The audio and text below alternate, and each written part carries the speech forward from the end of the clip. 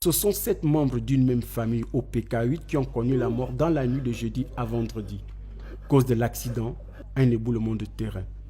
Pourtant, c'était une nuit comme les autres. Généralement, on a passé tous une bonne soirée hier. Et au moment d'aller dormir, on s'est séparés tous comme d'habitude. On s'est tous dit bonne nuit. Et dans les environs de 5h, 6h, c'est là où on a entendu un grand bruit qui venait de là-haut.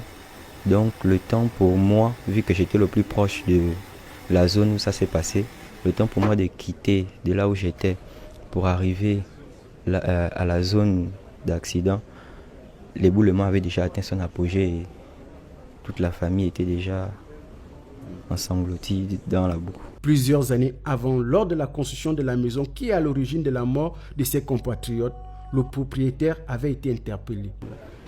Bon, de toutes les façons, ce qui est là, c'est que chacun essaye de faire ce qu'il peut. On le comprend, mais on avait quand même dit que non, mais en fait, c'était mieux de sécuriser un peu la terre, voilà, de la mettre de côté pour remettre dans la fondation quand vous allez élever les murs.